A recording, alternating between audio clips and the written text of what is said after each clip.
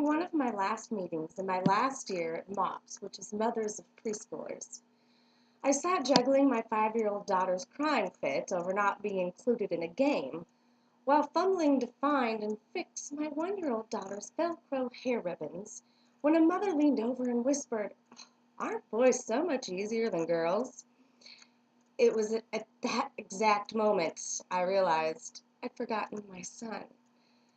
Amanda, my oldest, was constantly at my side demanding attention, and my new baby, Samantha, had yet to ever leave her mother's arms.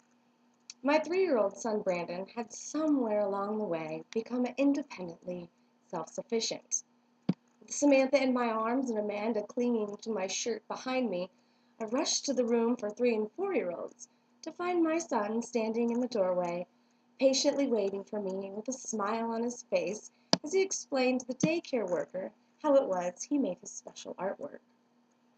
At the minivan in the parking lot, I argued with Amanda over why she was not old enough to sit in the front seat while I strapped Samantha into her car seat, and still upset with myself over forgetting my son, I noticed him climb into the middle seat with a grin all to himself as he straps the belt over him without my help.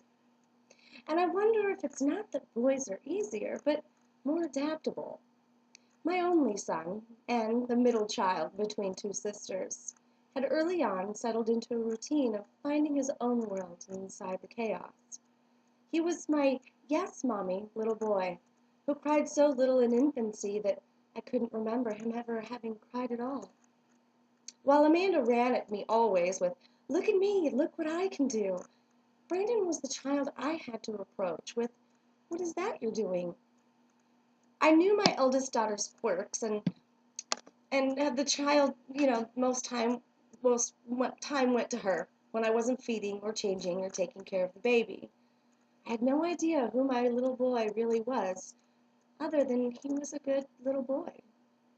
Early one morning, before the girls woke and the sun rose, I quietly snuck into my son's bedroom and gently kissed him awake, gathering him up in his 101 Dalmatian blanket.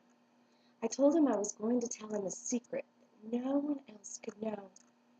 Rubbing his beautiful brown eyes, he smiled through the words, "Mommy, I'm tired." I took him outside on our back deck and hoisted him up onto our roof. I nearly laughed to see his face, as I knew he wanted to tell me that he was not allowed to do this, but made his own decision to keep quiet. We perched together, side by side, and in the dark of a new morning, we waited. I'd been on our roof countless times to watch the sunrise after brewing coffee and getting my journal. I'd discovered this place not as an escape, but as an opportunity to embrace the gift that a new day could bring. I wanted to share it with my son, if but just to give him something all his own that his sisters did not have. As the sun began to climb and spill glorious reds and oranges across the plains, the mountains cast shadows deep down into the earth, and Brandon smiled at me. "Do you hear the secret?" I asked him. He simply nodded next to me and laid his head onto my shoulder as we watched together.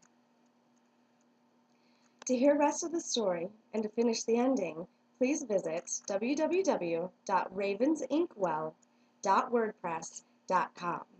I would love for you to hear how it turns out as my son, almost 18 years later, changes the story altogether. Thank you.